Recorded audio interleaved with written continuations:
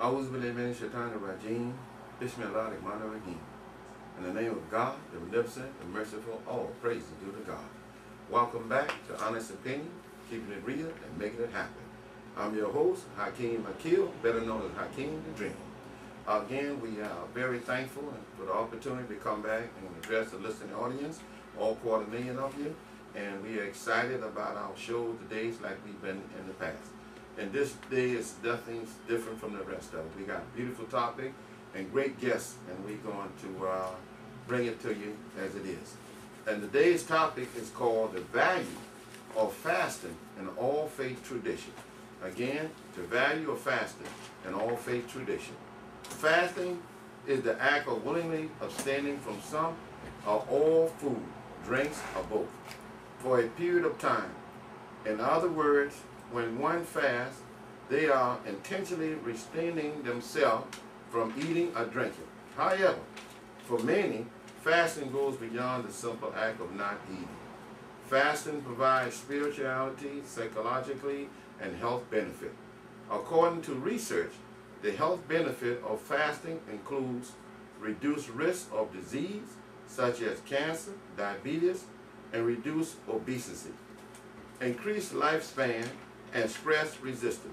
In terms of spiritual benefit, many people around the world fast for religious reasons.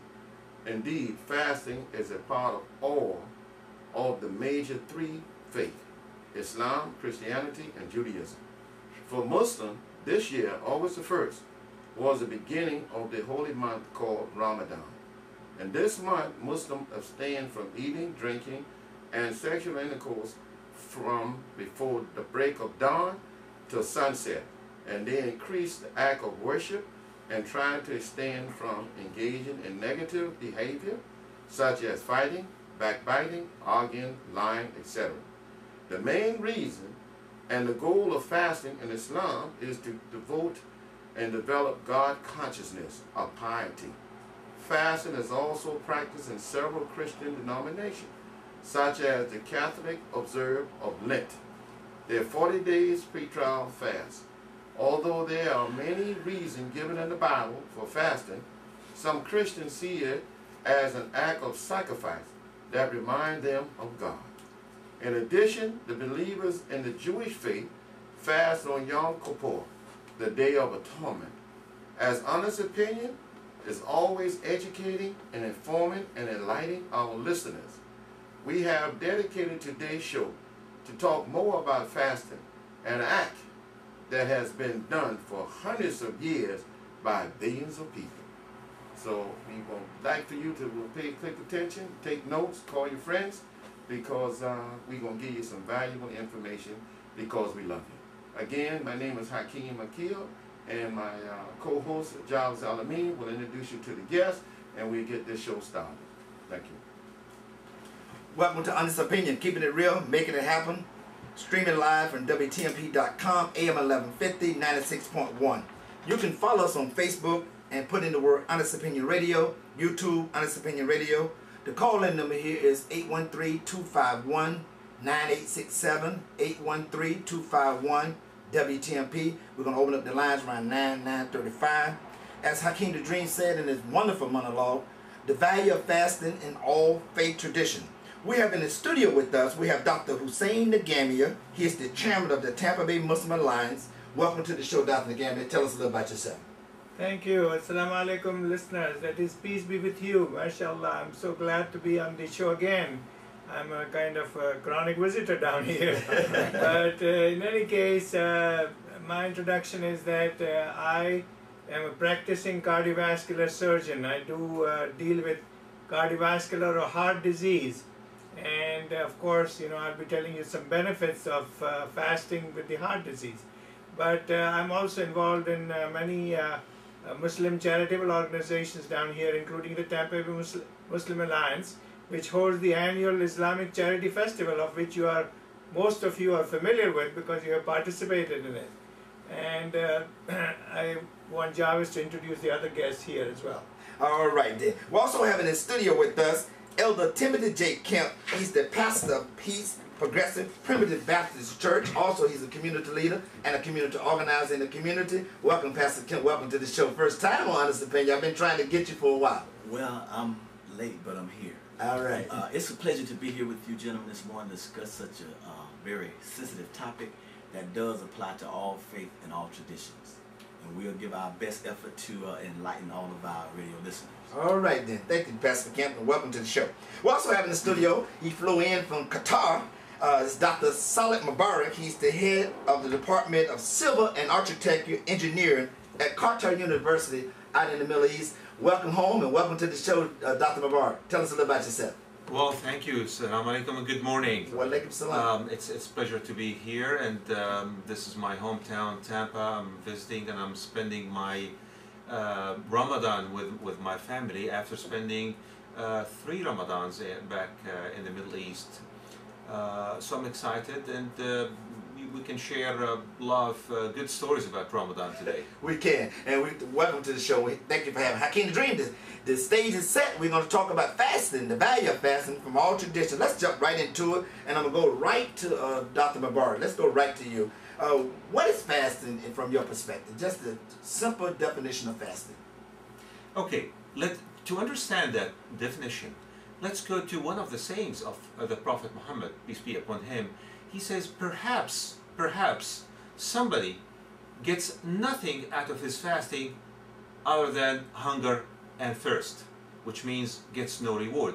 Which means the hunger and the thirst is not the objective itself. There is much farther and more profound objective than just the, depriving yourself of food and drink. I think the most important thing is to discipline yourself, to train the self-will, to control yourself. You know, one of the exciting things that we can talk about it very briefly today because of the time limitation, there's a new science that came up maybe, not even 15 years ago. It's called emotional intelligence, which teaches people how to run their lives happier, more successful by controlling their own emotions. And part of your emotions is your desires. You want to do this, but sometimes you can't. And that's why, to discipline, we all need this. Let's admit it. For youngsters, they go and send them to what we call boot camps. So why don't we think of fasting as a spiritual boot camp for us? And we need it. Come on, when you and I go and see that big cherry pie or cheesecake and so on, and I would love to have like 5 pieces of it, but actually your desires say I want to have 5-6 pieces, but your logic says have 1 piece or even half a piece. Here's the discipline works. All right then, you're getting ahead of me, but we're gonna get to it because you got a lot to do in that. Let's get to Pastor Kemp. Dr. Mubarak hit on it, but other than the purpose, what would you say the purpose from the Christian perspective of fasting? Because it's a little different than the Jewish and Islamic perspective.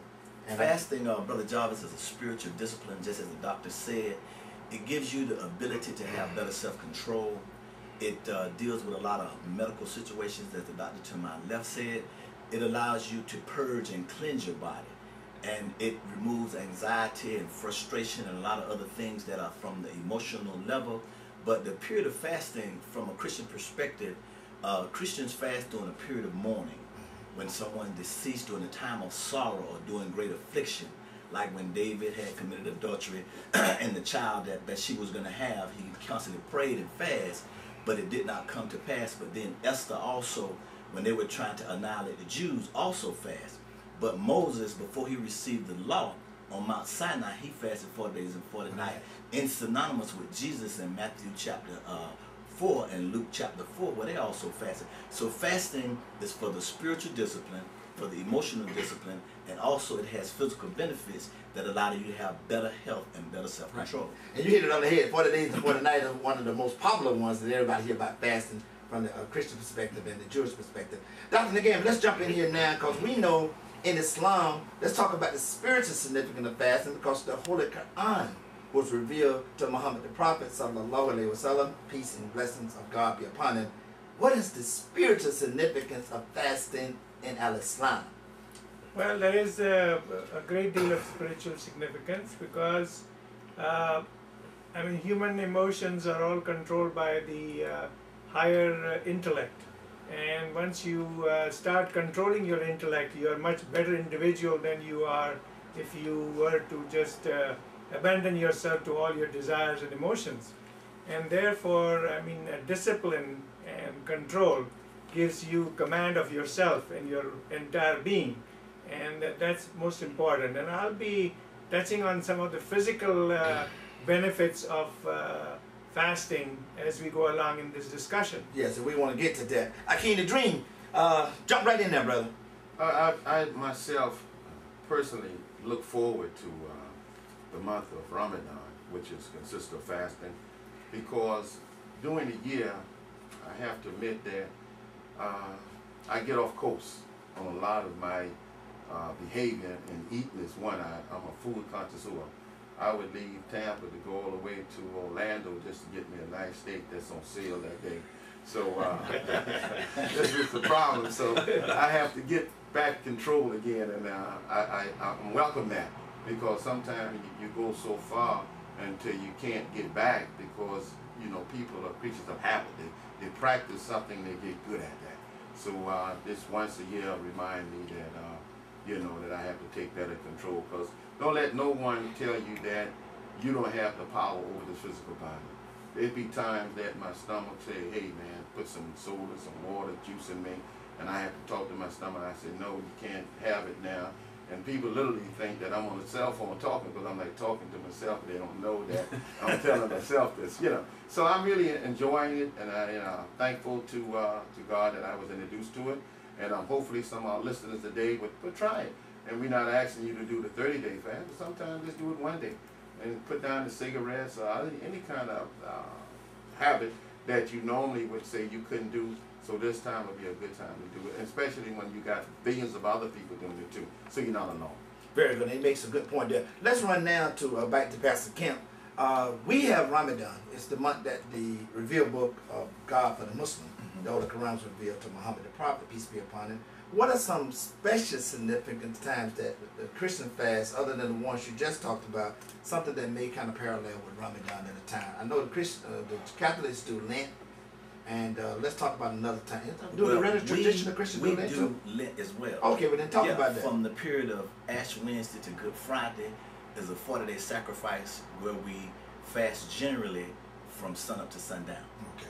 And in that process, not only are you abstaining from water or food, you're also abstaining from television, radio, and any activity that causes you to be distracted from your spiritual focus on the Lord Himself.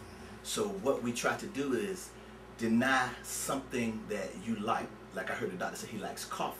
So therefore, you don't necessarily have to deny yourself everything, but that one particular thing that you enjoy so much is a sacrifice. And that sacrifice enables you to gain a closer relationship with God, and it also allows you to have greater internal strength. Okay, if you're just tuning in, this is Honest Opinion, keeping it real, making it happen. AM 1150, 96.1 FM, streaming live from WTMB.com. You can follow us on YouTube at Honest Opinion Radio, and you can follow us on Facebook at Honest Opinion Radio.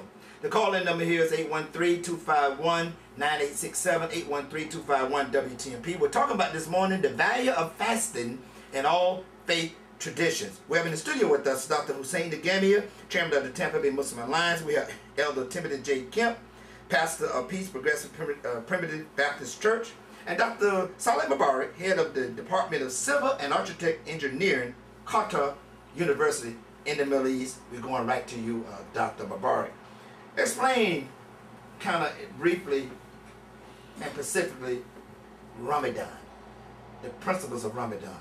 Of course, I just said the Holy Quran was revealed. Give me some more virtues on Ramadan, if you would. For our listeners that don't understand Ramadan. Okay. First of all, Ramadan